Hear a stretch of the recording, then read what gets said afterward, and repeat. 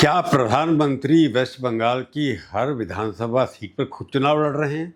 आज की प्रभुवाणी के शॉर्ट में मैं आपको बताने की कोशिश करूंगा कि इसमें कितनी सच्चाई है। अगर प्रधानमंत्री के भाषण की बात करें तो ऐसा लगता है कि वो अपने आप को वो कैंडिडेट बना करके भाषण देते हैं। कल सिलीगुड़ी की एक विशाल सभा थी, उससे पहले इंस्टाग्राम के लिए उन्होंने शूट किया, पर उसके बाद उन्होंने भाषण दिया। कैंडिडेट का नाम तो लिया ही होगा उन्होंने, मैंने सुना नहीं, परंतु लिया ज़रूर होगा। परंतु उन्होंने ये कहा कि सब वोटरों को अपील की कि आप जब कैंडिडेट पर वोट देने जाएंगे तो आप ये मान कर चलिए उसके अंदर चेहरा आपको मोदी का दिखाई देना चाहिए।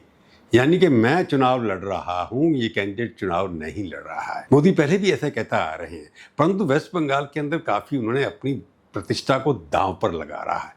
हर जगह जाकर के वो बोलते हैं कि मैं चुनाव लड़ रहा हूं, यानी कि बीजेपी का नाम तो लेते ही हैं, परंतु बीजेपी का वोट बाद में मांगते हैं, अपने लिए वोट वो पहले ही मांगते हैं। क्योंकि ममता दीदी भी अपने लिए लड़ रही हैं, वो कहती है मैं वोट मांगती हूँ। परंतु मोदी जी बार बार ये कहना कि मेरे शक्ल को देख करके आप वोट दीजिए, मोदी की गारंटी की बात करती हैं, ये बात तो सच है कि हर प्रदेश के अंदर मोदी के नाम से क्राउड आती है, मोदी के नाम से लोग इकट्ठे होते हैं, मोदी के नाम से उनको वोट देते हैं, मोदी के भाषण को भी सुनते हैं।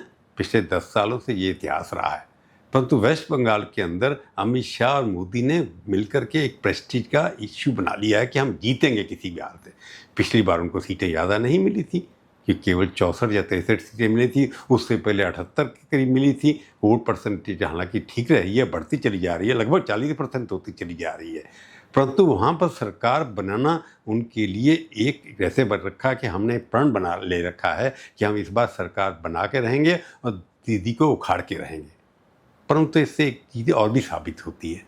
क्या मोदी जी को भी ये लगता है कि वेस्ट बंगाल के अंदर पिछले 10 साल के अंदर कोई ऐसा नेता नहीं खड़ा कर पाए जो वेस्ट बंगाल के अंदर ममता का प्रतिद्वंदी बनकर खड़ा हो, यानी कि जिसके नाम से लोग दें? क्योंकि यहाँ से उनका ममता का ये चार्ज है कि बाहर के लोग आकर के चुनाव लड़ रहे हैं, तो ये भी एक्सेप्ट करते हैं बीजेपी के नेता, या मोदी जी खुद एक्सपेक्ट कर रहे हैं कि वेस्ट बंगाल के अंदर कोई भी लोकल नेता मुख्यमंत्री बनने के लायक नहीं है जिसको हम प्रोजेक्ट करके उसके नाम से वोट मांगे। दूसरा ये भी है कि वहाँ पर संगठन के लोग भी उतनी तेज़ी से खड़े नहीं हुए जितनी तेज़ी से होने चाहिए थे। 2 इलेक्शन में बीजेपी को बड़ी सक्सेस मिली, 18 MP जीते, वो कम होकर के 12 पे रह गए।